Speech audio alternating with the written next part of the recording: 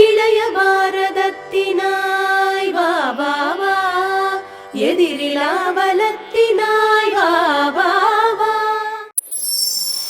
10வது படிக்கிற கே சுபாஷ் ஒரு கேள்வி கேட்டு கொஞ்சம் பெரிய அளவில் கேள்வி கேட்டிருக்காரு. ஆனால் அடிப்படை என்னென்னா, என்னுடைய அனுமதி இல்லாமல் என்னை புகைப்படம் எடுப்பதோ அல்லது திரைப்படம் எடுப்பதோ சரியா அப்படிங்கிறது, அது வந்து ரொம்ப தவறு இல்லையா?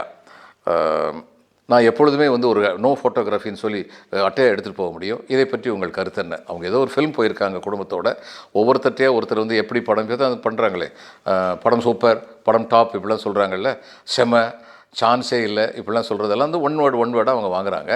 அப்போ இவருடைய தந்தைகிட்ட வந்து கேட்டபோது இவர் வந்து அந்த பதில் எதுவுமே சொல்ல விரும்பாமல் ஒதுங்கி போயிட்டார். ஆனால் படத்தில் இவங்களையும் காமிச்சிருக்காங்க. அது அவருடைய தந்தைக்கு பிடிக்கலை.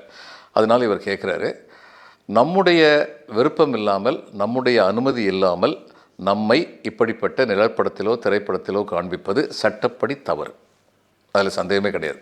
ஆனால் இவங்களாம் எப்படி தப்பிச்சுக்கிறாங்கன்னா, யார் வந்து அந்த புகைப்படம் எடுத்தாங்கன்னு நமக்கு தெரியுமா, அவங்க பின்னாடி போய் நம்ம வழக்கு போட முடியுமா, அப்படிங்கிறனால இவங்கெல்லாம் தப்பிச்சுக்கிறாங்க. நான் ஜெர்மனிக்கு போயிருந்த பொழுது ஒரு திருவள்ளுவர் சிலை ஒன்று அங்கே உள்ள ஒரு மியூசியத்துக்கு வந்து நான் வந்து பரிசாக அளித்தேன். அப்படி பரிசாக அளிக்கிறதுக்காக போயிருந்த பொழுது அந்த நிகழ்ச்சிகளை வந்து அவங்க வந்து கம்ப்ளீட்டாக வந்து வீடியோ எடுத்துக்கிட்டு இருந்தாங்க. அப்போ வீடியோ எடுக்கிறதுக்கு முன்னாடி அவங்க வந்து என்ன அறிவிப்பு கொடுத்தாங்க, இந்த வீடியோ எடுப்பது தங்களுக்கு விருப்பமில்லை என்று யாராவது உணர்ந்தால் உங்களுக்கு இன்னொரு அறையில் தனி இருக்கை நாங்கள் ஏற்பாடு செய்திருக்கிறோம், அங்கு சென்று நீங்கள் அமர்ந்து கொள்ளலாம் அப்படின்னு சொல்லி முதல்லே சொன்னாங்க. சொல்லிவிட்டு அதுக்கப்புறம் தான் வீடியோ எடுத்தாங்க. அப்படிப்பட்ட நேஷனல் கேரக்டர்னு சொல்கிறோம்ல, ஒரு தேசிய பண்பு, அப்படிப்பட்ட தேசிய பண்பு நம்ம நாட்டில் இன்றைக்கி இல்லை. ஆனால் அது இருக்கணும். உங்களுடைய மனவலி, உங்களுடைய தகப்பனாருடைய மனவலி எனக்கு புரியுது. நம்ம எல்லாரும் சேர்ந்து அப்படிப்பட்ட ஒரு தேசிய குணநலனை வந்து உருவாக்கணும்.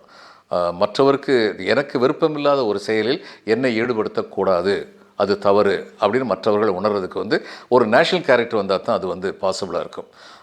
ஒரு காலத்தில் வந்து தெருக்களை வந்து அசுத்தப்படுத்துறது சர்வசாதாரணமாக இருந்தது. இன்றைக்கி அது இல்லாமல் இல்லை, ஆனால் இன்றைக்கி ரொம்ப குறைஞ்சிருக்கு. ஏன்னா அதை பற்றின ஒரு விழிப்புணர்வு வந்திருக்கு. இன்றைக்கி வந்து சுற்றுப்புற சூழலை பற்றி முந்தைய இருந்த அளவுக்கு வந்து சுற்றுப்புற சூழலை மதிக்காமல் நம்ம நடக்கலை. அதை பற்றிய ஒரு விழிப்புணர்வு ஓரளவுக்கு வந்திருக்கு. அதே மாதிரி இதை பற்றிய விழிப்புணர்வு மிக மிக தேவையானது. உங்களுடைய மனவலி எனக்கு புரிகிறது, அவர் செய்தது தவறு. ஆனால் இது நேஷனல் கேரக்டர் உருவானால் ஒழிய இப்படிப்பட்ட தவறுகள் தொடர்ந்து நடந்து கொண்டே தான் இருக்கும். அந்த தவறுகளை தடுப்பதற்கு நாம் இப்படிப்பட்ட குணநலன்களை நம்மில் வளர்த்து கொண்டு பிறருக்கும் வளர்ப்பதற்கு முயற்சி செய்ய வேண்டும். சரியா? ஒளியிழந்த நாட்டிலே நின்றேனும் உதய ஞாயிறொப்பவே